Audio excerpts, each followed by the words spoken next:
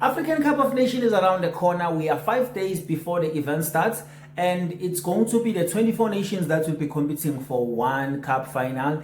And I have 10 teams here in front of me that I think these are the teams that are going there. They're also just happy to be there. It's nothing that you can expect from them. Most of them going to go home after playing 3 games in the tournament because they are not going to the knockout stages, according to my prediction. And looking at their previous record when it comes to the AFCON and the way they've been performing lately in the qualifiers, do they have the quality to actually challenge some of the top teams in Africa? But it's something that we're going to be looking at right now. So I have 10 teams actually in front of me. I have Tanzania. I think they're making their 4th appearance in the AFCON. And I don't think Tanzania will do anything. They're just happy to be part of the tournament. And if they win a game, it could be that game or get a point or a draw. But I don't see them going through. Even though I know that there will be 4 teams that will finish number 3, but they'll still go up to the last 16 because the tournament is set up like that now with 24 teams. So these are the teams that I don't think they will do any damage when it comes to those things. And I think these are the teams that will be there just meant to have fun. Botswana, they are not really actually having a good run in terms of soccer, but they are going there to qualify for the 2nd time ever. They never been actually to a tournament like this in AFCON for the longest time. They've been playing a lot of COSAFA Cup and all of this, either Chen Cup. But when it comes to African Cup of Nations, it will be their 2nd time. And then I have Uganda. And I think you remember Uganda 2019 with that good run where they ended up in the knockout stages. It's something that they're actually going to try and repeat actually in this tournament. And I think it's one of those things that they are happy, they are building something, but under my eyes, I think they're just happy to be there. And another one is Mozambique. Mozambique, they are on and off. They have quality players, but for them as a nation, they never done anything that will actually guarantee them a spot in the knockout stages. So I think they are just part of the teams that are happy to be at AFCON. And then Comoros actually had a good run in 2021 where they went all the way to the knockout stages and no one was expecting Comoros to go up all the way. So I'm thinking it's some of the things that they need to build up onto that momentum actually going up. Like if you went to the knockout stages in the previous tournament, you need to make sure that now you don't leave in the group stages. But as far as I'm looking at their result, the way they have, the players they have and what they're competing against in terms of the other nations in the African Cup of Nations, I don't think they can do anything going forward just that will help them go all the way. So I'm thinking Benin as well.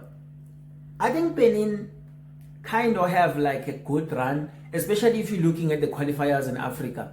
When they were qualifying for the World Cup, they were actually doing well. They were behind South Africa in the group, and then at some point they ended up losing the game and become number 3. They were not even selected to go to play the playoffs. So it's actually one of those bad things for them. But at some point they were playing very well. They are having like good players that I think they will help them actually go all the way to the knockout stages.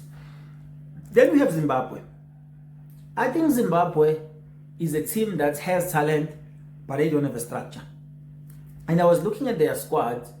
In their squad, it's something that I'm looking at them. I'm like, this is the team that is actually not going to do anything. They will be just there. They are happy to be there.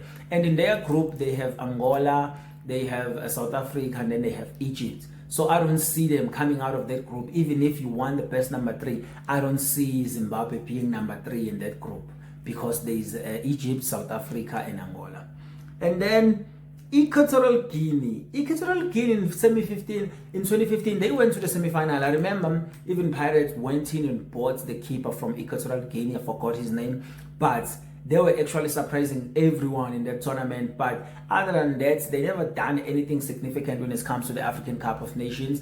So I see them as just being happy to be in the tournament. There's nothing that they're expecting out of it. I think for those teams, it's like if you go out of the group stages, it's actually a surprise for them.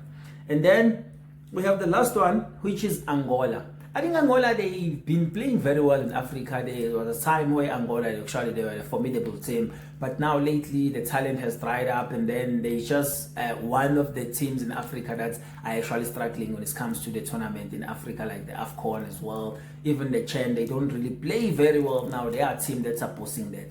But my thing with these 10 teams that I think are just happy to be there are the teams that they can surprise people and make it to the knockout stages. But based on the result they have and the quality of the players and their momentum lately, it's not a thing that is easy for them actually to just go out there and go to the knockout stages. But they will have a hope of some of them to actually make it. Because think about it, if I'm finishing number 3 in my group, there's a chance that they're going to look at all the number 3s, and then the best number 3 will go in. I think you need the 4 best number 3s to complete the last 16. So it's going to be a nice thing actually for all the teams that are here. They can actually do something. But when you're looking at the football terms, you're looking at what they can do compared to the other teams that are in the tournament, these are the teams that I don't think they will make anything. So remember, it's 5 days before the AFCON starts. Make sure that you're ready. The games are going to be starting. Obviously, the opening game is Morocco. We're going to see the opening ceremony as well. And by the way, we're going to try to have a lot of content covering the AFCON as well